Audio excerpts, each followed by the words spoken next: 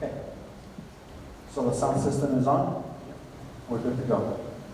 Well, thank you very much, everyone, for coming today in this heat. Luckily, we have to spend an hour together in Hammam, where the temperature is a bit cooler than outside. This is probably due to some effects caused by human beings, which we're accusing every day on climate change issues being an issue worldwide. But today we're going to be speaking with the panel here on the energy transition for the Western Balkans and what is actually happening and how countries are focused to tackle this transition, and whether there will be a will, both political but also from the general public, to accept these changes in the Western Balkans. With me today, we have Mr. Jan Axel Voss, the Deputy Head of Mission of the German Embassy in Kosovo, Ms. Rinora Gojani from COSIP, and Mr. Alexander Matsura from RES Foundation in Serbia. We are trying to tackle this from a regional perspective to see together where is the region going these days, despite these developments worldwide trying to change the course of the energy demands and production. The energy systems are transforming worldwide, but is the Western Balkans accepting these changes, or if we're actually doing anything to help and promote these changes that should happen in the Western Balkans as well?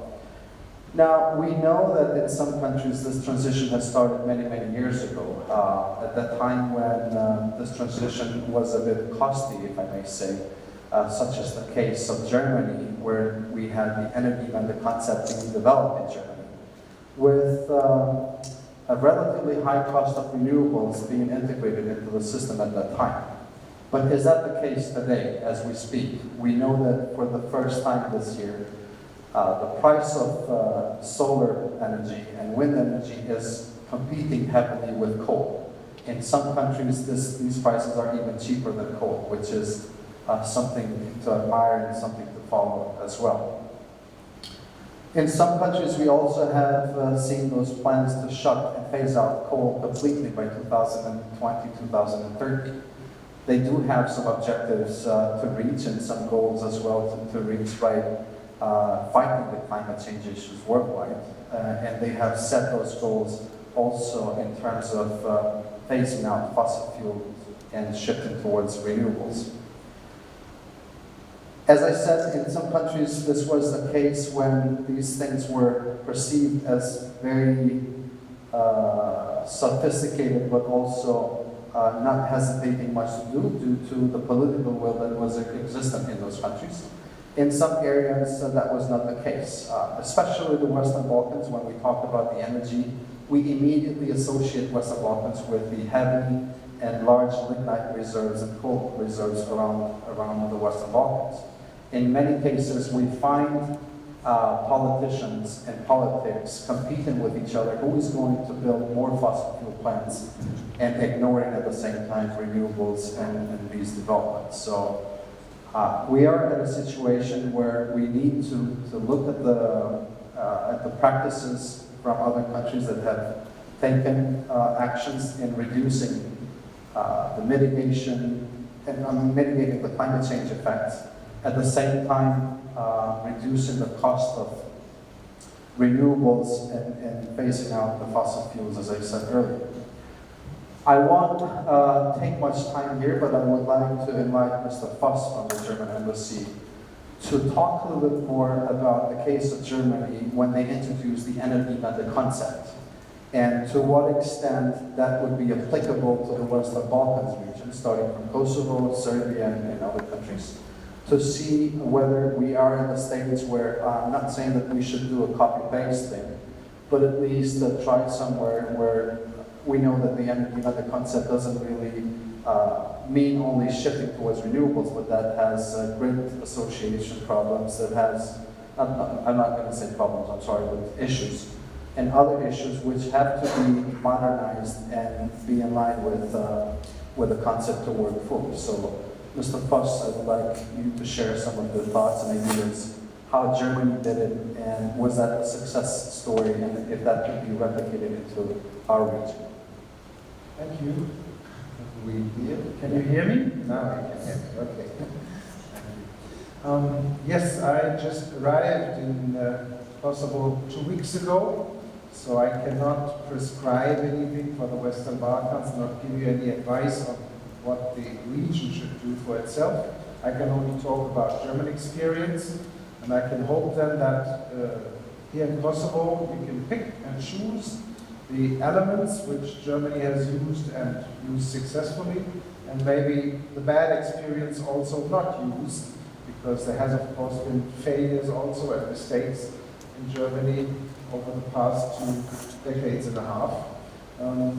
Germany started thinking about renewables already in the 1970s, when we had a strong green movement, first of all civil society movement, and later on a political party also, and driven by several different aspects, driven by the anti-nuclear movement, thinking that we have no place for waste storage in Germany, nuclear waste storage, so we shouldn't invest so much in nuclear.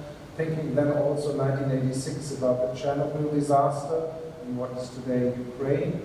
So there was a strong drive getting out of nuclear, and at the same time there was already some drive getting out of coal as an energy source, because we had acid rain in Germany, the forests were dying, and at the time it was becoming clear that our energy production had something to do with the sickness of our forests, and they started introducing filters for power plants, in particular coal power plants. So it was more and more thinking about health of the population as a danger because of coal power production. As you know, 2011 in Fukushima in Japan, another nuclear accident happened, and that was the moment for Germany to get out of nuclear altogether. We haven't gotten out of coal yet. We have stopped we're planning to stop mining for black coal, and I expect that after the next German elections there will be a new debate also in Germany about getting out of lignite, because again there's health problems, we have the climate goals which we cannot reach if we produce too much power from coal. So there's a long history in Germany, and formally in Parliament this started in 1991. Again, that is almost more than 25 years ago, with the first act on renewables and feed-in tariffs, guaranteeing any citizen who had a solar installation put on his roof that the city power company would buy, or the regional power company would buy the electricity from his roof for a fixed price. And the price was made very attractive, so a lot of citizens invested in this. And here is where, of course, the bad experience also comes in. If you offer as a government too much money for the citizens for the solar installations, everybody will try to have it, and then it will cost the government a lot of money, and will not in the end be very sustainable. The government can't go on for this forever. This was the experience of Spain. They also offered very good money to the citizens for installing solar power, and then in the end the Spanish government ran out of money and they had to stop the program, and solar installations also stopped them because the citizens found it expensive to install. Looking now back at German experience, this cost question is one, of course, which you have to face. If you look at German prices for the consumer, for the citizens, electricity is quite expensive, and this is, some of it is due to all these feed-in tariffs. This is clear. However, if you look at the prices that solar power cost 2 decades ago, and you compare to what solar power costs today, you will find a dramatic drop in the prices. So today, if the government in Germany wants to offer the citizens money for buying their power, or asking companies to buy their power, they have to offer a lot less. So this is one of the lessons we learned. If we learn the technology, the prices come down. So today, the Western Balkan region can benefit from solar prices that are a lot lower than what the German government thought 2.5 decades ago. You also have other benefits, of course. The amount of solar and wind energy, which Germany is also producing a lot now, enables you to cut the subsidies that the government pays for coal power production. Because if you look at it, I think I have already learned in Kosovo also that the citizens do not pay the full price of the production, so the cost is not covered. If you had to pay the full price for the coal that is being produced, coal power that is being produced, it would be higher. And in the moment that you use wind and solar energy, you do not have to modernize the coal power plants, the old ones, and you don't have to build new ones. So the government can also save some money. There is, of course, the health benefits.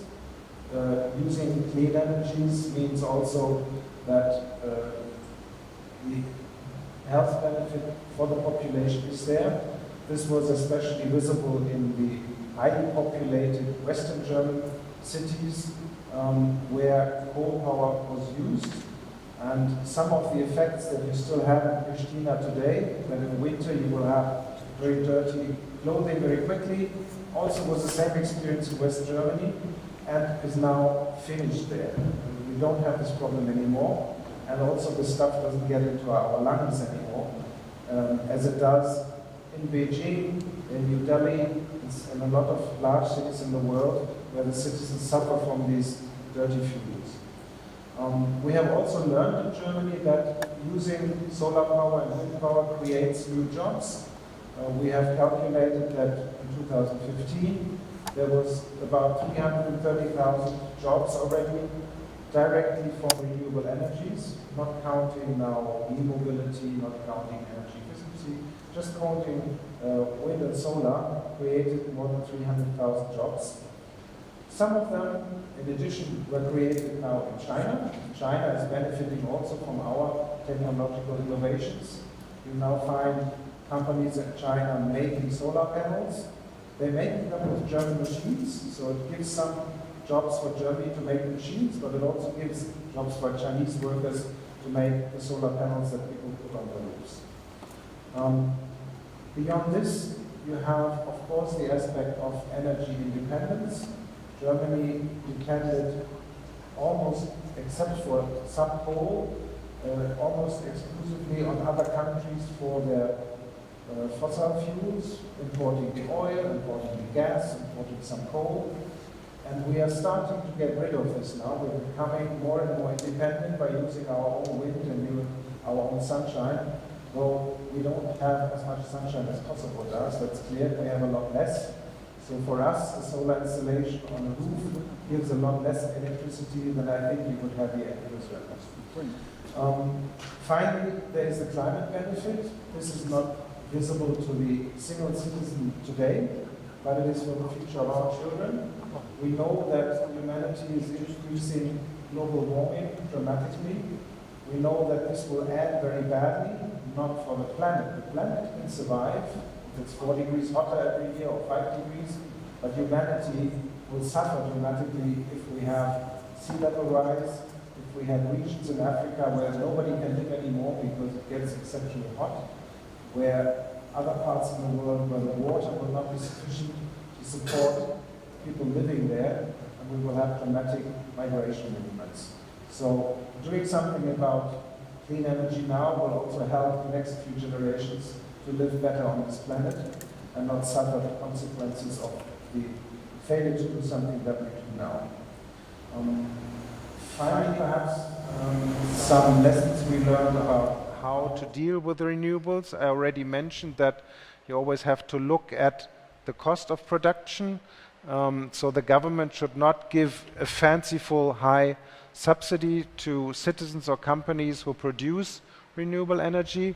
It should always look how much does it cost, and then it should give a little benefit above the cost, and in this way encourage the installation of renewable energies, but not enable people to get rich from it. If you look at German subsidies for renewables, you will see that over time it's like stairs. It always kept going down. And if you look at the country in Europe which paid the highest subsidies compared to the cost, it was Greece. And the Greek example is not one that can be easily followed because it was too expensive for the government, as was Spain, which I already mentioned. Another lesson I think that we learned also is that if we only try this feed-in tariff, guaranteeing a price to the citizen or the company for a number of years, then we are only trying one single model, and maybe the government is still paying too much because the cost might suddenly drop more than was expected. So it is useful to also try other models. Kosovo, I believe, is now trying auctioning, selling a license to get a certain amount of subsidy for wind energy and solar. And this something Germany is also trying now, but only after 25 years of using the other model. Now we're shifting, we're starting with auctioning rather than giving a guaranteed price at the beginning. And finally, we have learned that we must watch our jobs. Some industries and some companies in Germany use a lot of energy, and if we forced them to buy and use renewable energy, and if we forced them to pay for their emissions of CO2, then these companies will either go bankrupt or they will leave Germany and go to other countries where they don't have to pay such a high price for power, or where they don't have to pay for their emissions. So what we have done in Germany and also in other EU countries is that we give exemptions to some companies that cannot survive a high electricity price. I don't know whether this is useful for Kosovo and the West Balkans, but I guess some of the industry would be in a similar dramatic trouble if suddenly this policy was applied to them. So that is useful to look at the consequences before anything bad happens. Well, so much perhaps for lessons learned from Germany. I'm sure we will come back to you again later on, but just to continue with the rest of the panelists. So Renora, we learned here a lot of good and advantages that happened to Germany when they switched towards renewables, but some of actually also the disadvantages that they've had in the beginning, especially having to pay a bigger price at that time, which I'm sure it won't be the case today as we speak. But where does Kosovo stand in that regard? I mean, Kosovo Civil Society Consortium for Sustainable Development is watching the strategies and the ways how Kosovo would like to develop the energy sector. And we certainly see that maximizing the usage of coal is still a highest priority, with Kosovo being one of the 5th largest reserves in the world of lignite resources. So would like to hear your view. Thank you very much.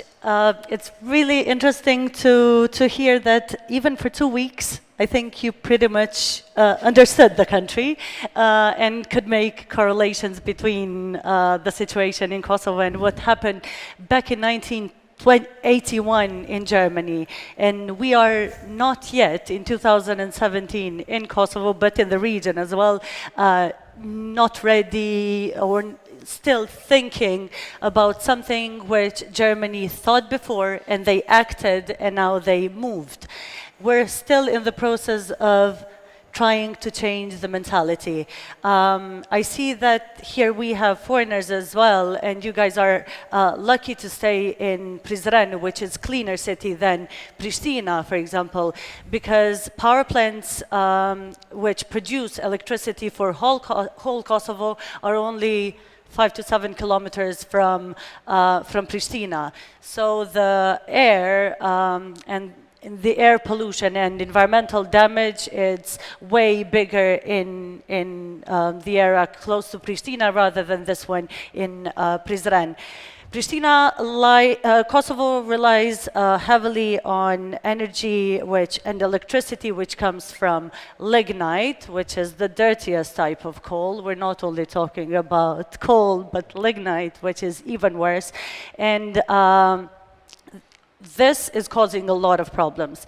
Kosovo is a country which aspires to join the EU, and we are under process. The SAA trying to make our legislation better, but when it comes to then implementing them and having a better situation, let's say in the energy sector itself, we lag behind. As part of this integration and being signatory of Energy Community Treaty, Kosovo has targets and obligations which needs to fulfill. And Kosovo is struggling a lot because the energy transition brings us to introducing and investing as much as we can in renewable energy. And we in Kosovo only have 3% of renewable energy, which comes from hydro and not much from wind or solar and so on. And as you said, Kosovo has more sun than Germany does, but when we see how much do we produce from sun, then it's nearly to zero. Whereas within the Energy Community Treaty, Kosovo is the last one with percentage to fulfill the obligation. Kosovo has only fulfilled 17.74% of our renewable target, which we have to have 25% by 2020. And there are countries in the region which are doing better, and we have some that have reached to 94.75, and this is Macedonia. So we have neighboring countries with kind of the same climate, but which are doing better, whereas our government is putting the biggest or highest energy in building a new power plant or having a mentality of only investing in fossil fuel energy. 3 pillars of energy transition is smart grids, which Kosovo lacks, energy conservation, which we don't have, and energy efficiency. In energy efficiency, we've done some steps, but still that is a big problem in Kosovo because the highest consumer of electricity and energy in general, it's the public sector, whereas Kosovo has an energy efficiency law which only regulates the public sector. And 70% of the total energy is consumed by the private sector, which is not regulated. Therefore, we can't make progress if we don't regulate this with the legislation and then have carrots and sticks towards all the actors who are in charge to take measures. And this approach of Kosovo to invest in fossil fuel energy and has a lot of basically it makes a lot of harms, not only to the environment but to health as well, because premature deaths are higher in Kosovo than in the neighboring countries, and let alone EU countries. Then we have the other problem with resettlement as well, which you probably heard lately, that Kosovo might run out of electricity because there's no space where excavators would exploit the coal. And this because resettlement hasn't been done, and the Kosovo government is not being able to do such thing. And this is causing, as I said, not only environmental but even social problems. And energy transition as such, it's a must for Kosovo, together with the region, the Western Balkans region.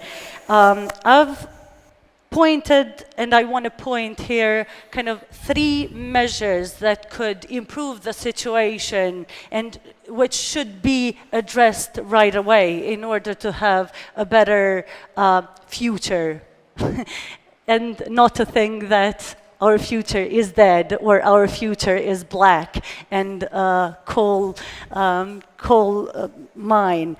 So in order for that to happen, we need to erase legal barriers for self-consumption of renewable energy, because until some months ago, even people who, or companies who were producing electricity from solar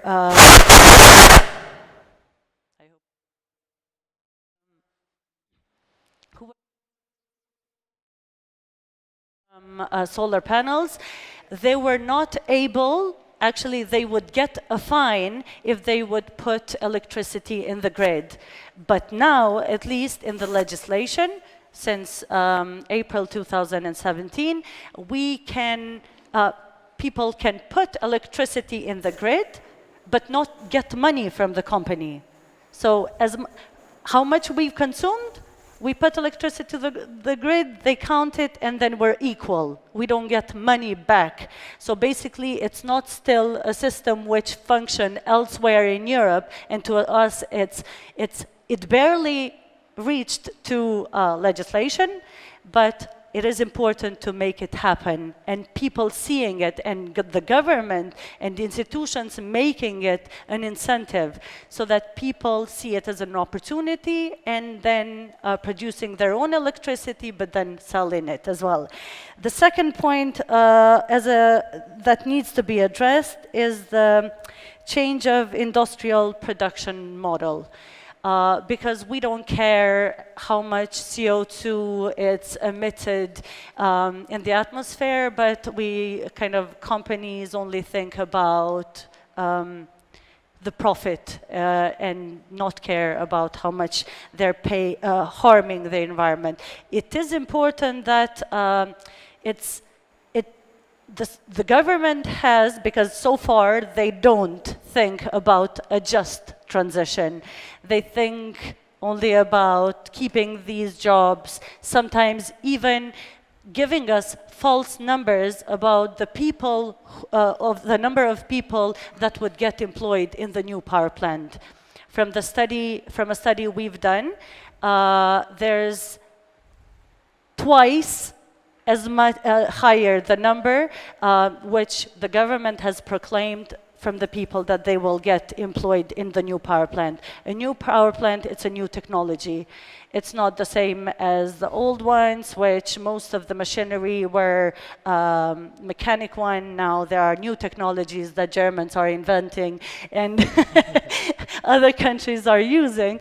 So it's important that our policies make or give opportunity for green jobs. And what do we think about green jobs? Is agriculture, energy efficiency, because we have a population that is in charge and can produce insulation material, but as well being a force to implement those measures. And you probably saw that most of the houses in Kosovo are in red bricks without an insulation. And most of the houses are heating their spaces with electricity.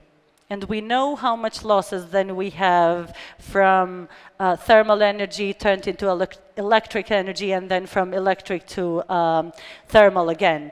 So that's not a mentality or a mindset that a poor country such as Kosovo should follow. And we're not that rich to invest in power plants or invest in a power plant that would provide us energy for heating. And then the third is sustainable transportation. I wish I could come to Prizren with a train and not having to look for a parking spot here, and everybody coming here with its own car, and I mean, the fuel we burn and so on. And the third, which I want to point out, and then I'll stop because I don't want to take all the time, I would leave it for questions. It's to democratize the energy sector. What do we mean here? It's usually high officials are connected to companies who produce this kind of electricity, or they have the roots of corruption are there, and in a way they're choking the energy system with fossil fuel energy, not letting other producers to produce any kind of other electricity and making it attractive for the others. So because of their own benefits and because of that mindset and these narrow interests of certain people, which we have in Kosovo, and certainly the region as well, because I don't want to say it, but I'll say it. There's an energy mafia which operates in the Western Balkans, and as a result of that, then we are in the situation as we are. And then, Good. yeah, I mean, We have to leave some time for yeah, I Alexander. will leave, definitely. I just wanted to mention about feed-in tariffs. It's just recently that Kosovo approved all feed-in tariffs for all sources of electricity, of energy. But as I said, not many companies are benefiting from that because of developments and locks within the system. Thank you. Thank you. Alexander, you've been working on the energy system like overall in Serbia for many, many years now. We can easily call you an expert, as others would do. I mean, you Please go don't. to Serbia and ask for an energy expert, everyone points you at Matsura, so he is quite famous in Serbia. But do you see any changes that Serbia is taking lately? I mean, we know that Serbia is also aiming to build new coal power plants as well. So is the case with Bosnia and some other countries in the region. But how is this energy transition going to happen in Serbia when all the efforts are made to build still new power plants? And we're talking about a couple of them, not only one. But what is the government and you as a civil society expert doing in order to shift these changes towards these new developments that are happening around the world? Well, if the efforts maintain to be invested in the construction of the new power plants based on existing technologies and existing fuels, then we are not going to see much of the transition that we need. I would like to say that actually we live in the consequences of a transition, energy transition that took place 40 years ago. So the lignite systems that we operate, that we know, they haven't been created by God during the creation. They've been created by the people in the second half of the 1960s. They were thought of, and then they were constructed during the 1970s as a consequence of the external shocks that took place around the globe in those times. But those times are long gone, and now the globe looks much, much different than it used to be. So this industry, the energy industry that we know, is basically a response to the old crisis of the 70s and the turbulences that were around the world back then, the existence of the Soviet Union, the preferential access of former Yugoslavia to those markets, and all that is gone. So the conditions that really shaped the energy sector as we know it are long gone, and I think it's a must that we adapt to the new conditions around the world. The government is not yet investing much efforts in the transition, if any. But I could say that drivers behind the construction of the new plants are also, I think, diminishing, and there is less and less interest to finance new plants, and that's the crucial question. If you want to build a new lignite plant, you have to invest a lot of money, and the capital available for this type of interventions is not so abundant anymore. So you have to actually find a commercial investor in the lignite plant now, because the public money is almost forbidden everywhere. Almost everywhere. You're facing difficulties here still, but it's almost forbidden everywhere to be used in this type of interventions, and I don't think that many commercial investors would bet on lignite in this moment. So having said that, I think we will be seeing drivers for change, unfortunately, in the form of external shock. I guess this is how we are going to see it, which is definitely not the best thing for the transition. If we want to avoid that, I think we can learn a lot also from the German experience. But more in a sense in the way the society is organized. So we've learned today also that there was actually a vivid dialogue around these topics in the society, in the German societies. Many interests were confronted and discussing the way forward, not always having the ideal solutions, but trying to reach some new grounds and to choose some new directions in the energy production and consumption. What is a big difference, and I think we have to understand that, is for example, a coal industry in Germany is huge, but the German economy is enormous. So the share of these economies, traditional fossil fuel economies in Germany, is far less than we have here. So the difficulties we will be facing in the transitions are larger here for this reason, and for the same reason more important than there, because the consequences to the economy will be also huge. We are in a way already switching to the future in terms of climate, because the climate extremes that we are witnessing now are really, I think, showing even to the disbelievers that something is changing. We have a lot of things happening. We have, traditional meteorologists probably paid by fossil fuel industries popping up and saying, well, this is cyclical, this is cyclical. But there are so many cycles overlapping in the last 2 or 3 years, so it's becoming, I think, obvious to the average citizens that there is something wrong with the climate. So we will be facing more and more extremes. So we need to mitigate and to adapt at the same time. We are facing, for example, now droughts in Albania. The Albania electricity production went severely down in the last couple of days or weeks or even months. And some may say, well, there is a response to that. Let's build a new lignite power plant and fill in the gaps. But you cannot respond with the cause to the effects of the climate change. So the government needs to be informed. They need to look for the truth. We all really need to look for the truth and face all the reality that is a part of this wisdom here. And this is extremely important, but at the same time not very easy. I think we are building an ample of evidence that we need to go to a different direction. What we need is reducing the barriers to entry. Rinora was mentioning one of the examples where the barriers to entry for solar energy in Kosovo has been at least to some extent reduced. We've heard that the citizens are not paying the entire production. I mean, they are paying, but through their health bills and through other bills, but not monetizing all the costs of electricity. Sometimes it's explained as a way of conducting social policy, but it's also a barrier to entry. And I think it may be even a more important driver behind the low electricity prices, because the incumbent utilities, they can find their ways in filling the investment gaps. But the newcomers who would promote new technologies, they are not in the same position.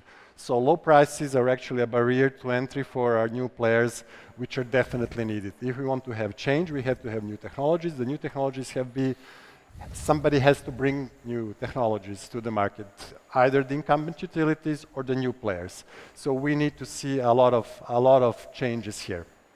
The strategies in Serbia still don't see that at all. I mean, in the paper you can see that in the strategy up to 2030. You can read a lot of nice words, but when you go to the balance tables, you don't see any of those words. You see the increasing coal production by 2030, increasing CO2 emissions by 2030, although in the text you read different things. The only good thing it's that these type of strategies are just a wishful thinking. So I'm getting back to what I said before. If nothing else, we will be facing external shocks that will make us transit to something else. What is I think, if nothing else, the role of the civil society is to keep informed citizens, and even if we cannot prevent these external shocks to be the only driver for the change, that the citizens are informed that it's not the Germany or the EU or the US to be blamed for what happened because they wanted us to do something, but that the citizens understand that this is a failure of the bad policy that was created in ancient history. So it needs to be changed. The poverty is, I think, a very big problem. The financing of this transition, as we've heard, basically the German citizens were financing this transition, to a lesser extent industry, because it was protected from the price increase. But then those German citizens were employed in the industries creating added value, so they could have salaries covering this costs of energy. So this was one model of financing. Here we need to protect the most vulnerable by all means, but not with the low electricity price, with the increase in energy efficiency. In a lot of instances, the poorest people are incredibly energy inefficient. So there is a lot of space for win-win. Introducing new standards in Kosovo, you see a lot of real estate development. So really, it's an opportunity to introduce stricter standard. I think that we are the last territories where you can buy a on-off air conditioning device. It's really like ridiculous. Non-inverter device. It's spending a lot more electricity than up-to-date standard machine. I was, able to talk to the people from, Fraunhofer Institute from Germany, and like a very sound story about monitoring the performance of different technologies, looking at the average and increasing standards over time, putting the bar higher and higher. And this is something that we are lacking here as well. So the consumption has to go down and the poor people really have to be protected. I think we already invest a lot of public money in a bad way in protection of poor people. So I don't think a massive increase in public expenditures in that sense is needed. We can really utilize energy efficiency to a far more than we are doing now. And just as an illustration, perhaps, and with that I'm going to finish this round, just to illustrate how big is the current energy industry. For example, in Serbia, electricity utility transports more than 30 million tons of lignite over their rails annually. And the entire transport of goods over Serbian railroads is 10 million. It's 3 times lower than just the internal transport of the lignite industry. So the transition needs to be big, but I think it's feasible, and there are ways to do it, but you have to have different dynamics in the society. Our societies are very static. We don't discuss issues. We don't make decisions. And then I'll say that for the third time, we may end up with the external shock being the driver for the change, which I hope to avoid. And if we switch to the future sooner rather than later, I think we still may avoid that the external shocks will be the driver. But do you think, because we have been so many times advocating for this regional approach rather than individual approach for countries of the Western Balkans, and I know you've been part of so many discussions in the region about where the region should go and how should perform in order to maintain like better increase, but how could we as a region do this transitional change, and not only individual countries to start and then they would come back and say, well, we cannot make it alone, we're going to stop and let's quit here? But do you think a regional approach might put us in a better place? Well, yes, by all means, but I also tend to say sometimes that in Serbia, and I think it's pretty much valid for the region, we don't have a sectoral problems. We are still not mature enough to have sectoral problems. So also for the regional approach, what we really desperately need is trust. So without the sufficient level of trust, we cannot fully exploit the synergies which may lay in the regional approach. So building trust is very important for the energy transition as well, and I think there is a role for the civil society there. Fighting energy poverty, this could be definitely done throughout the region, because the profile of the energy poverty is pretty similar across the region. And it's really devastating at this point in time. I've recently read the statistics, Serbian national statistics for vital statistic, as they call it. In January 2017, 50% more people died than in January 2006. It's 50%. It's incredible when you read it. You just cannot believe it. It's thousands of people that died more comparing to the last year. That has to do with the way the people heat their homes and with the pollution. So this is really like striking. In Macedonia, average household, according to their national statistic, heats 37 square meters. It's beyond minimum. It's beyond health minimum. I'm almost certain that it's pretty much the same here. Yeah. So the energy poverty could be dealt with regionally. It's easier topic. But also, you know, if you're going to go for technology transfers, it's not the same whether the market is 20 million or if it's 5 million. So there is some strength in numbers in that sense. So a lot of things for the regional approach, and a lot of trust need to be built through that process and outside of that process. So Yeah, but I think these technological innovations and revolutions that Mr. Voss mentioned earlier, that Germany has been deploying so much technology in Asia and China precisely to then come up with a final product. Mr. Voss, do you think that Germany could play a significant role in deploying that kind of technology into our region and try to empower the business sector here so we can take this transitional in an easier approach? Well, if you had asked me that question 10 years ago, I would have still said perhaps that it would have been too expensive. Now, with the prices having come down so much, I think yes, there is a possibility. Although if you buy now solar panels on the international market, you will find that 90% of them are Chinese. Probably built with a German machine, but built in China and for world export. So I would not say you need to buy them from Germany, because the German solar panels are built on similar machines. Some of them might be better quality even, but more expensive. But the application, I think, of solar panels on roofs is now so standardized you can get them anywhere in the world. It will mostly be Chinese, and I think you need not be restricted to buying German products, although as a German embassy representative, I should probably say, buy something German, but in reality it's now such a standard product that it's not necessarily needed that you buy it from Germany. You can also get it elsewhere in the world. However, I mean, I would encourage countries in the Western Balkans regionally to cooperate and set up their own production facilities for certain technologies, so you don't have to buy things from China. Some of these things are heavy to ship, so there must be a cost advantage in producing them locally. Especially if you use decentralized forms of energy, I think that can be attractive. And cooperation with Germany is certainly useful. We are happy to share our experience with the Western Balkan countries. We are doing this to some extent already with our GIZ, with our KfW bank. They're working on things like energy efficiency in Kosovo, but certainly a lot more can be done. And personally, I was thinking about Kosovo the other night and saying, well, Germany is trying to be an international champion in renewable energies, but we don't have an international champion yet for energy efficiency. So maybe there's a role for Kosovo.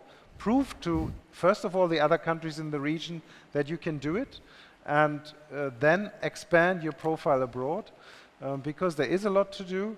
There's also a lot to do in my own country in energy efficiency. There's lots of studies saying that German industry is not doing what it could do to improve, because they don't think about this as a cost factor very much, and they need to get the money back after a number of years, and perhaps it's not fast enough.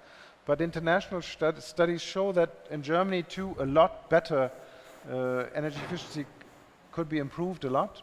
So I can only encourage you to become an international champion on energy efficiency, because nobody has done it yet, and many countries are trying. But why not Kosovo? Maybe Renora can say a few words on the capacities that Kosovo has on energy efficiency. But I know I read somewhere that in Germany, for example, if you need to renovate your house, you're obliged to put thermal panels, at least for heating the water, on your rooftops in order to get the license to renovate houses. So maybe you can confirm whether I heard false news or not, but I think this is a huge incentive and push towards this transition where renewable energies could be used at least for some basic needs in Germany, and that could be perhaps the case also in our region. Well, certainly, I mentioned that the potential or how much we consume, actually more than 30% of energy can be can be saved if we invest in energy efficiency. But when we look at the whole picture, then the transport as well, which we lose or consume there, 35%.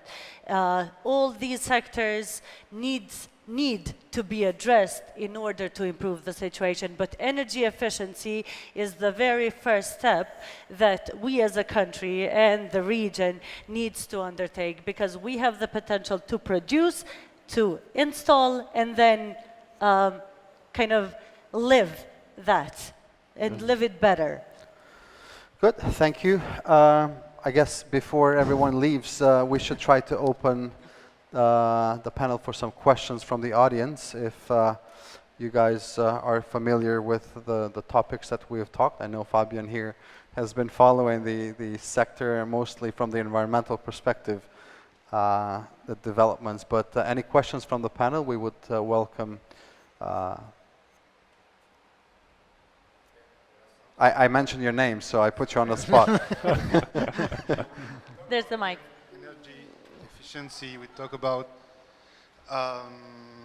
production, etc. We don't talk a lot about energy conservation and how Kosovo can work on this, because this is a base. Before producing, you have to calculate what you consume. And I don't feel like the way buildings are being built in Kosovo right now, I don't see any evolution for this to get better. No. How it is in Germany? In Germany, as our moderator has mentioned, the rules for building houses have been getting stricter and stricter over a number of years. Not necessarily with panels on the roof, but the insulation has been the most important part, I think. Secondly, I mean, the government was demanding that house owners, when they renovate or when they build a new house, that it becomes more and more energy efficient. So it will not apply to old houses, because that would be very expensive to do, but new houses, bit by bit, should be renovated.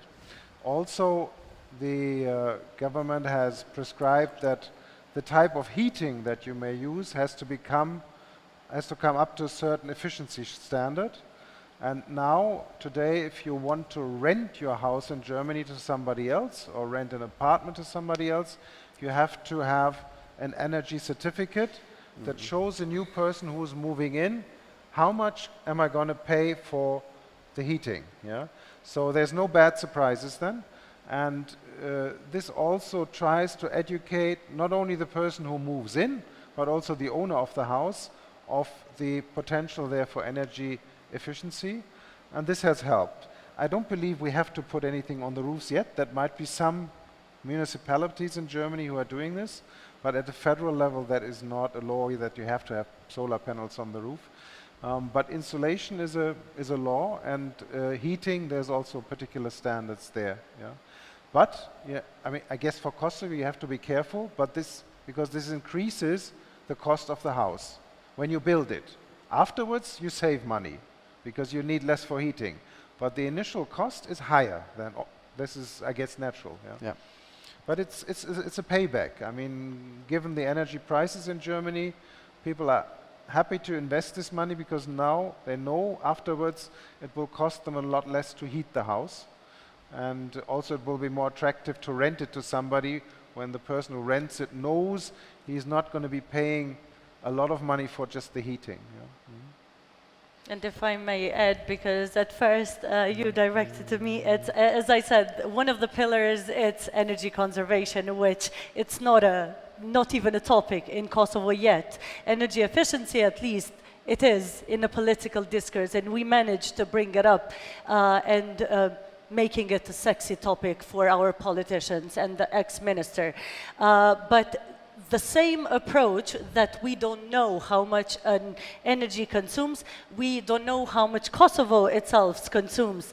So I can replicate this from the house to the Kosovo as being one big house because of the losses we have. And the same applies to a house, because we don't have energy efficiency auditors in Kosovo, which are licensed and the ones who would do this. We don't have a construction code based on which then a house or a building would be done.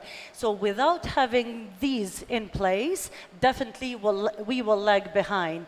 It is important for them to be put in place and then started being function. And another thing which I wanted to mention, and I lost it, but anyways, the same is with Kosovo as well, and why we are opposing a new power plant, because Kosovo during the summer consumes only 500 megawatt, whereas during the winter 1,200 megawatt, which the same is with a house. We don't use electricity only for electric purposes, but for heating purposes as well.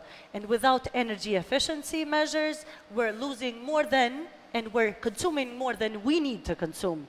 Okay, Alexander, you've been working on a local level with so many municipalities around Serbia on energy conservation. So, how do you see a reaction, a positive reaction, if I may say, from those local municipalities around Serbia, trying to do actually something for this energy conservation that we're talking? I see a big change in that respect over the years that I've been working now. It doesn't take now too long to explain to people. They're seeing in their budgets, they're seeing huge losses. They're seeing in public lighting, for example, everywhere we went, the people were talking public lighting because it's several % of their budget expenditures, so they care about it.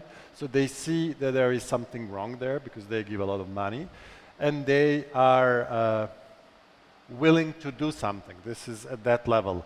I was surprised. I've discovered a lot of, I would say, champions on a local level, more than I've expected. I had very low expectations, but as you mentioned, I think in the last 2 or 3 years, we've seen like 50 or 60 municipality representatives. So there are a lot of people aware of the things, and there are some people doing things. What I feel is that with some concentrated efforts, a lot can be done at the local level in Serbia at this moment. So, and this is something that we are really trying to push now as a REST Foundation.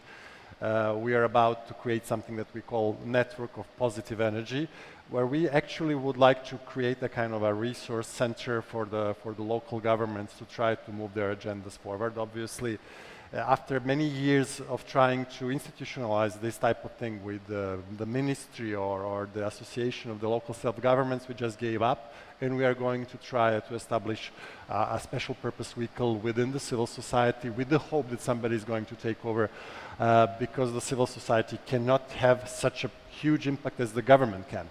But we are there to give initial impetus and maybe just to lift the bar, just to make it clear, to put the lights on to what can be achieved, and much can be achieved. And I think that at the local level, many people are ready to fly.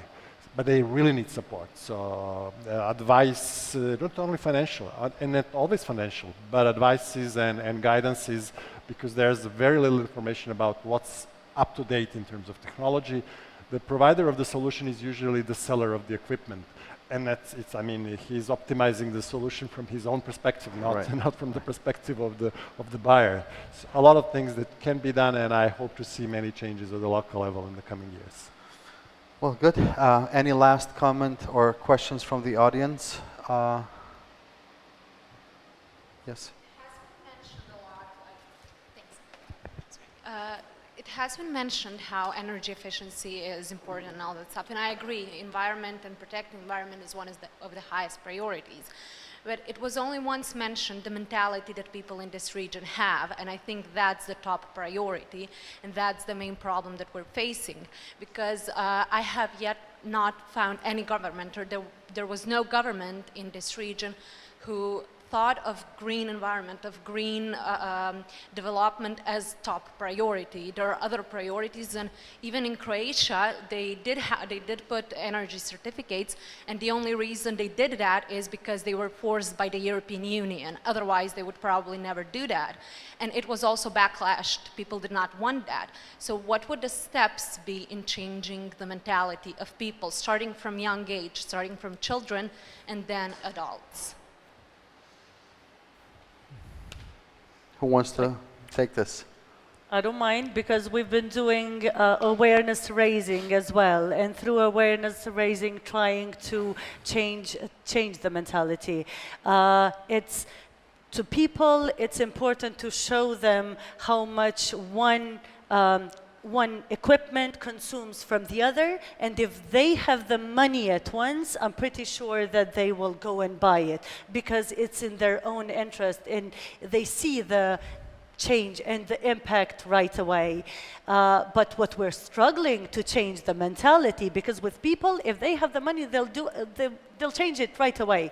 But with the government, it's way harder because then we need to partake in many working groups to change one law or a regulation or so on. And this, it's taking a lot of energy of ours, and then the process is really small. The process is long and with very small sparks in a way in the end. There are programs that have been supported by international organizations on giving grants and kind of loans, both combined, so that people see it as an incentive, or banks itself giving loans, but not really with a high interest rate. Actually, not very attractive for people to get those loans and invest in energy efficiency. So it is important to create these mechanisms that would support the mentality. Because the mentality will change easy, it's just that there's no financial support for those people to invest in energy efficiency equipments, I'll say at first.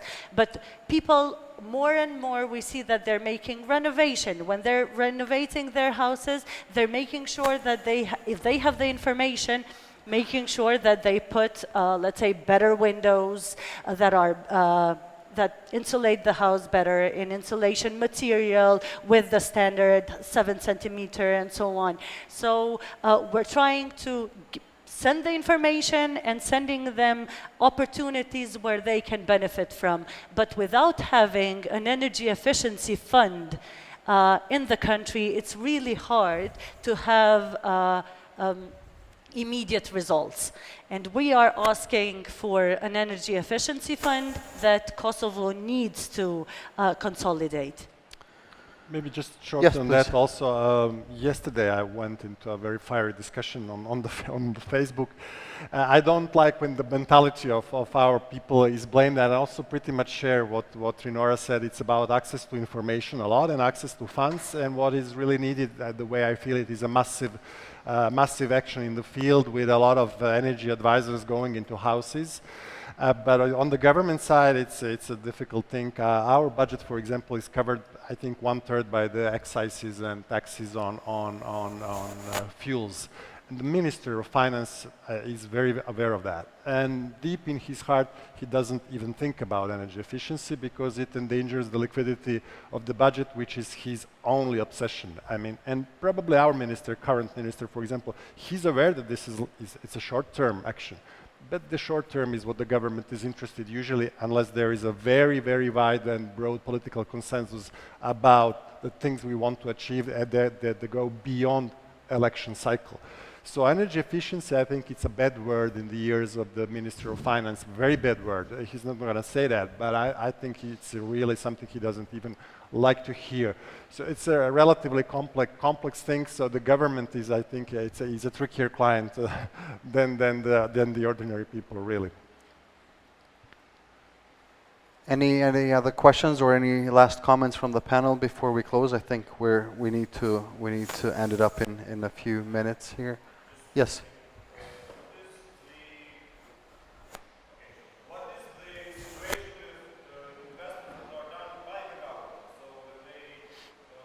Improve the roads and electric lights, and are they thinking about this energy efficiency or doing something? Because that way they will show also to the citizens that this is the way you should do it, we're doing it, and then maybe have some support.